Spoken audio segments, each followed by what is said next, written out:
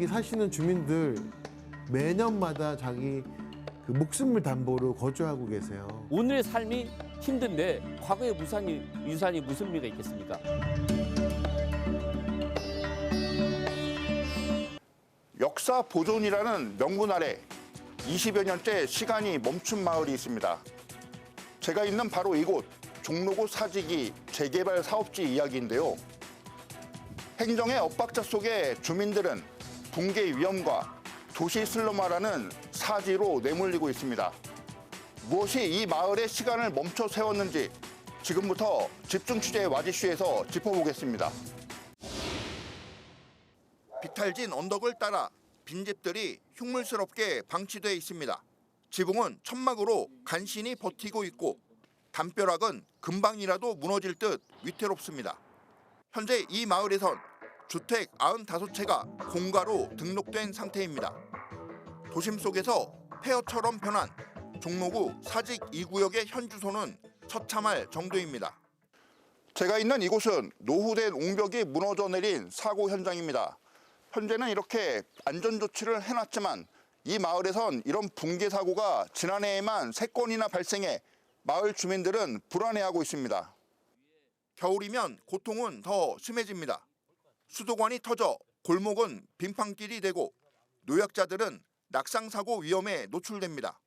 소방차 진입도 어려워 대형 화재 위험까지 도사리고 있습니다.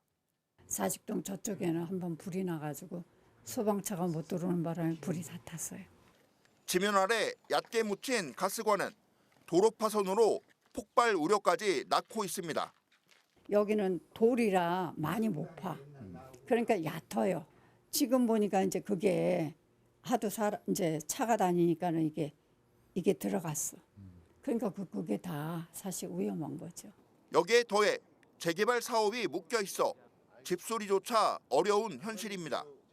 집수리도 못 오고 재개발 한다 한 지가 지금 20년이 됐어요. 20년이 넘었어요. 그니 기다리다가 지금 지쳐가지고 손도 안 대고 낡아가지고. 여기는 지금 그 재개발 문제가 있어가지고 어디 보수도 안 하고 전부 다 그런 방치한 상태예요. 전체적으로 이렇게 돌아보면 얼마나 노후되고 얼마나 피폐한지는 보면 알 겁니다. 참 답답하고 참담한 심정입니다.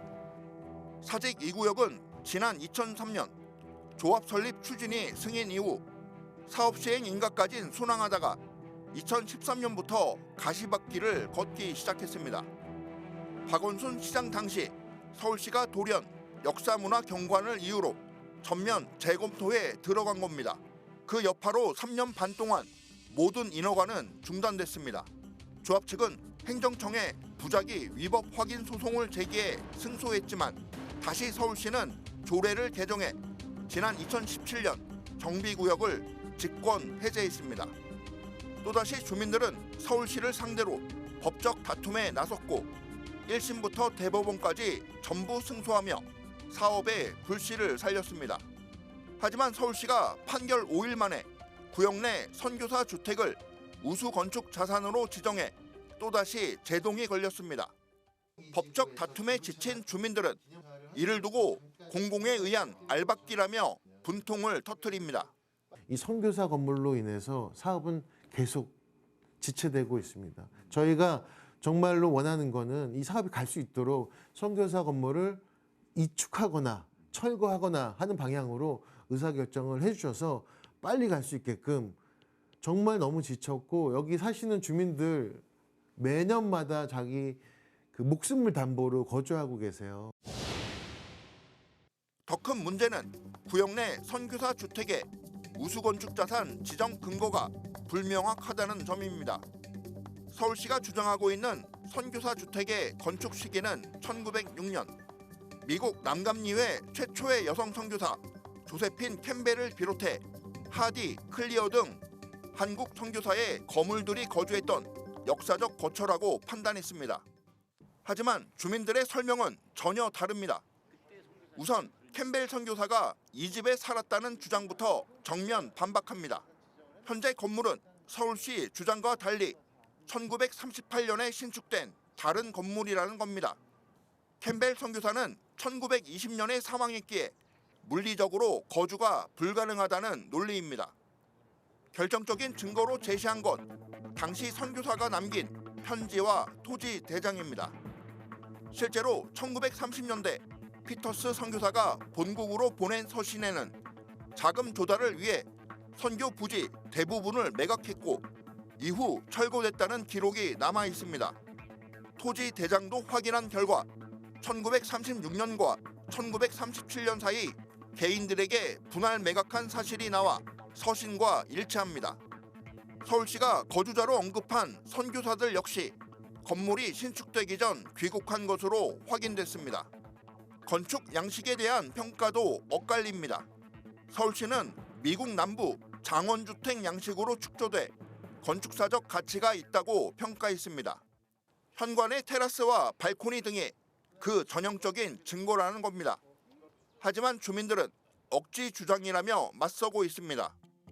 전문 자료에 따르면 전형적인 장원주택은 그리스 신전처럼 대형 기둥들이 줄지어 서 있고 집 전체를 2층 테라스가 둘러싸고 있어야 합니다. 하지만 현재 사직동 건물은 입구에 경사진 기둥 2개와 작은 목조 캐노피가 있을 뿐 장원주택의 결정적 형태와는 거리가 멀다는 지적입니다. 일각에선 문화재 보존보다 사람의 안전이 먼저라며 목소리를 높입니다. 저는 과거의 역사도 중요하고 문화재 보호도 중요하다고 생각합니다. 근데 그보다 더 중요한 것은 오늘의 삶입니다. 오늘의 주민의 삶이 행복해야 문화유산도 의미가 있는 것이지 오늘의 삶이 힘든데 과거의 유산이 무슨 의미가 있겠습니까? 그래서 주민의 행복 추구권을 저해하는 그러한 정책은 잘못됐다고 생각합니다. 논란이 커지자 서울시는 전문가 자문을 통해 보존 여부를 재검토하겠다는 입장을 내놨습니다. 저희도 전문가의 의견을 들어서 정확한 이제 주민들의 의견이 맞는 타당한 거 이게 유지를 어떻게 유지할 것이냐, 만약에 뭐 이축을 하든 철거를 하든 철거를 했을 때 그 문화자산의 가치라든지 이런 부분을 종합 검토해서 지금 전문가 자문들을 별도로 결정하려고 하고 있습니다. 이처럼 무너져 내린 옹벽은 사직 2구역의 위태로운 자화상과 닮아 있습니다. 행정의 정확한 판단과 책임 있는 결단만이 오랜 시간 이어진 이 잔혹한 표류를 멈출 수 있습니다. 집중 취재 와디슈 유승환입니다.